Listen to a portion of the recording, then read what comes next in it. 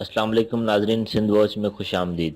بلوچستان میں 9 سال کے طویل وقفے کے بعد میونسپل کارپوریشن، میونسپل کمیٹی اور یونین کونسل سطح پر بلدیاتی انتخابات کا انعقاد ہوا۔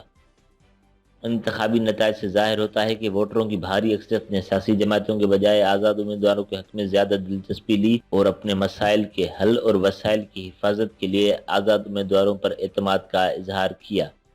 پاکستان کے سب سے بڑے صوبے بلوچستان کے 34 میں سے 32 اضلاع میں اتوار کو 4456 حلقوں میں پولنگ ہوئی۔ باقی حلقوں میں 1584 امیدوار پہلے ہی بلا مقابلہ منتخب ہو چکے ہیں۔ اتنی بڑی تعداد میں امیدواروں کے مقابلے کے بغیر منتخب ہونا اس امر کی آماجی کرتا ہے کہ یا تو وہ امیدوار بہت زیادہ بااثر تھے یا کسی دوسرے نے الیکشن لڑنے میں دلچسپی ہی نہ لی۔ کے ملنے والے غیر سرکاری غیر حتمی نتائج کے مطابق 1310 آزاد امیدواروں اپنے اپنے حلقوں میں کامیاب ہو چکے ہیں، جبکہ جمعیت علماء اسلام کے 362، بلوچستان عوامی پارٹی یعنی موجودہ حکمران پارٹی کے 257، نیشنل پارٹی کے 128، پختونخوا ملی عوامی پارٹی کے 125، بی این پی مینگل کے 92، بی این پی آزاد کے 49، عوامی نیشنل پارٹی کے 32، اے این پی کے 19، جماعت اسلامی کے 11، گوادر کو حق دو تحریک کے 60، پیپلز پارٹی کو 99، پی ٹی آئی کو 60 اور پاکستان مسلم لیگ نون کو صرف 18 نشستوں پر ہی ہے۔ اس طرح جیتنے والوں میں آزاد امیدوار پہلی پوزیشن، جمعیت علماء اسلام دوسری اور باب پارٹی تیسری پوزیشن پر نظر آ رہے ہیں۔ 2 اضلاع کوئٹہ اور لسبیلا کے بلدیاتی اداروں کے انتخابات حلقہ بندیوں کے بعد ہی ہوں گے۔ ضلع گوادر میں گوادر کو حقوق دو تحریک نے 33 میں 26 سے نشستیں جیت کر میدان مار لیا۔ یہ پارٹی سمندری ماہی گیروں اور دوسرے پسماندہ طبقات کے حقوق کے لیے جدوجہد کر رہی ہے۔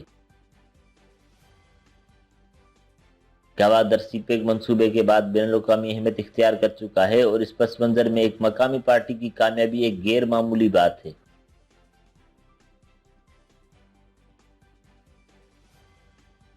حفاظتی انتظامات کے باوجود صوبے کے مختلف علاقوں میں دستی بم، راکٹ حملوں، فائرنگ اور لڑائی جھگڑے کے پرتشدد واقعات رونما ہوئے، جو قبائلی دشمنیوں کے پس منظر میں تشویشناک بات ہے۔ مجموعی طور پر بلوچستان کے بلدیاتی انتخابات میں عوام کا یہ رجحان سامنے آنا بھی ملکی سیاست کے منظرنامے میں تمام سٹیک ہولڈرز کے لیے لمحہ فکریہ ہے کہ ووٹرز نے سیاسی جماعتوں پر زیادہ تر آزاد امیدواروں کو ترجیح دی۔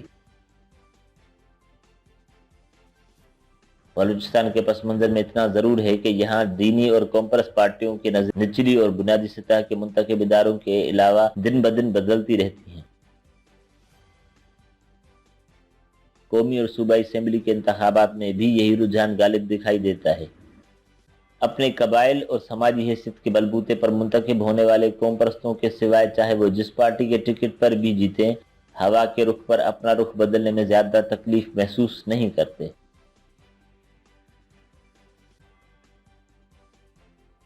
یہی وجہ ہے کہ آج تک یہاں ایسی کوئی پارٹی وجود میں نہ آ سکی جو مستقل بنیادوں پر صوبے کی سب سے بڑی پارٹی ہونے کا دعویٰ کر سکے۔ ماضی میں کانگریس پارٹیوں نے تنہا حکومتیں بنائی تو انہیں مرکز مخالف قرار دے کر گھر بھیجا گیا۔